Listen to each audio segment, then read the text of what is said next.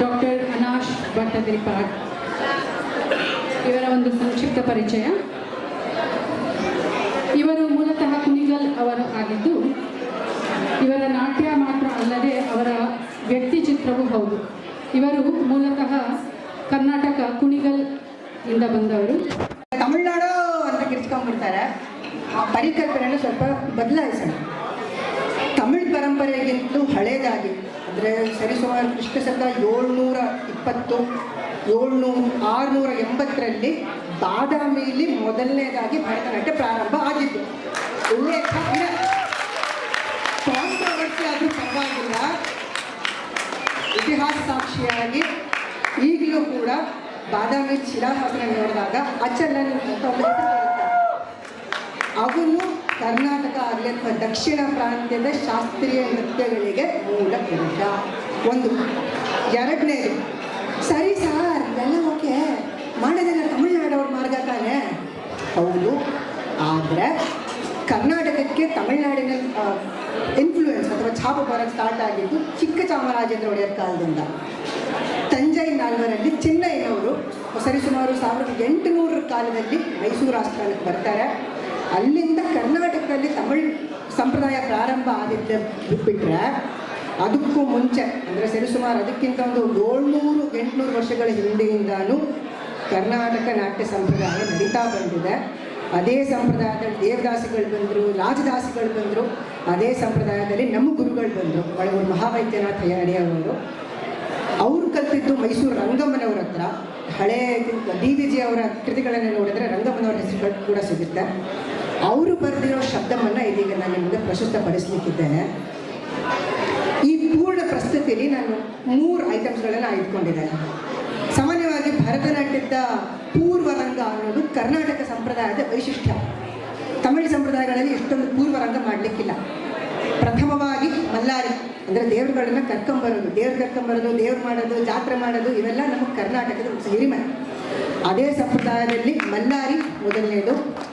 ತದನಂತರ ಚೂರ್ಣಿಕೆ, ರಂಗದೇವತೆಯನ್ನು ದೇವರು ಅಂತ ಆರಾಧಿಸೋ ಸಂಪ್ರದಾಯ ಕರ್ನಾಟಕದವ್ರದ್ದು. ಹೌದು, ಇದಕ್ಕೆ ವೆಂಕಟಶಾಸ್ತ್ರಿಯವರು ಚೂರ್ಣಿಕೆಯನ್ನು ರಂಗಾದಿ ದೇವತೆಗಳಿಗೆ ಬರೀತಾರೆ. ಜಟ್ಟಿ ತಾಯಮ್ಮನವರು, ಅವ್ರ ನಂತರ ವೆಂಕಟಲಕ್ಷ್ಮನವರು, ಅವ್ರ ನಂತರ ರಂಗಮ್ಮನವರು, ಅವ್ರ ನಂತರ ನನ್ನ ಗುರುಗಳು, ಅವ್ರ ನಂತರ ನಾನು ಅದನ್ನು ಕಲ್ತ್ಕೊಂಡು ಬಂದದ್ದು. ಅದನ್ನು ಸಹ ಇದರಲ್ಲಿ ಪ್ರಸ್ತುತಪಡಿಸ್ತಾ ಕಡೆಯದಾಗಿ ಸಲಾಮ್ ಒಂದನ್ನು ಪ್ರಸ್ತುತಪಡಿಸ್ತಾ ಇದ್ದೇನೆ. ರಾಜರಿನ್ನೇನಪ್ಪ ಆಸ್ಥಾನಕ್ಕೆ ಬಂದ್ಬಿಟ್ರು ಅಂದಿದ್ದ ಕೂಡಲೇ ನಾ ಕುಡ್ದೆ ಅಂತ ಕುಡ್ದಂಗಲ್ಲ, ರಾಜರನ್ನು ಬರಮಾಡ್ಕೊಳ್ಳಿಕ್ಕಂತಾನೆ ನಮ್ಮ ಕರ್ನಾಟಕ ರಾಜದಾಸಿ ದೇವದಾಸಿ ಪರಂಪರೆಗಳಲ್ಲಿ ಸಲಾಮ್ ಶಬ್ದಗಳನ್ನು ಹೇಳ್ತಾರೆ. ಇದೀಗ ಹೇಗೆ ಬಹುಪರಾಕ್ ಅಂತ ಕರೆಯೋ ವಾಡಿಕೆ ಇದೆಯೋ ಅದೇ ರೀತಿ ರಾಜರನ್ನು ರಂಗಸ್ಥಾನಕ್ಕೆ ಕರ್ಕೊಂಡ್ಬರುವಾಗ ಸಲಾಮುರೆ ಅಂತ ಸಲ್ಯೂಟ್ ಹೊಡೆದು ಕರ್ಕೊಂಡ್ಬರೋದು ದೇವದಾಸಿ ಸಂಪ್ರದಾಯ. ಈ 3 ಪ್ರಸ್ತುತಿಗಳನ್ನು ಇದೀಗ ತಮ್ಮ ಮುಂದೆ ನಾನು ಪ್ರಸ್ತುತಪಡಿಸ್ತಾ ಇದ್ದೇನೆ. ಮಲ್ಲಾರಿ ಖಂಡ ತ್ರಿಪುಟ ತಾಳದಲ್ಲಿ, ಚೂರ್ಣಿಕೆ ಸಾಚಿ ಅಂದರೆ ತಾಳ ಇಲ್ಲದಲೆ, ನೆಕ್ಸ್ಟ್ ಶಬ್ದಂ ಮಿಶ್ರ ಛಾಪು ಕಾಂಬೋಜಿ ರಾಗದಲ್ಲಿ. ನಮಸ್ಕಾರ.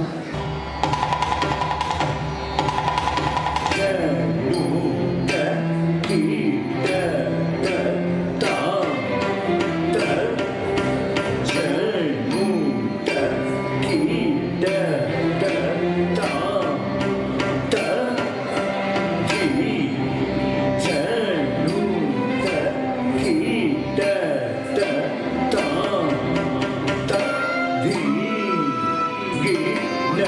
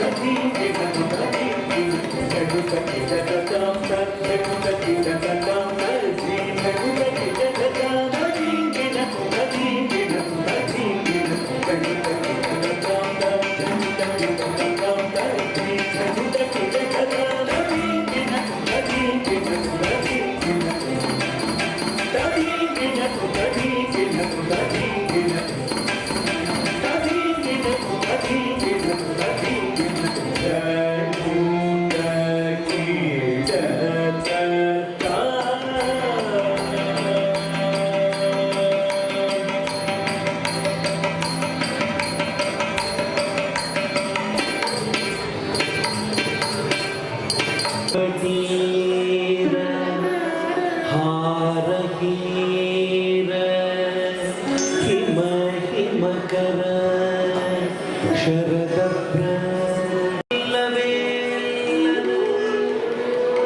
ಅರವಿಂದ ಕುಂದ ಮಂದಾರ ಮಾಗಂದ ಸುಮವೃಂದ ನಿಶಂಕ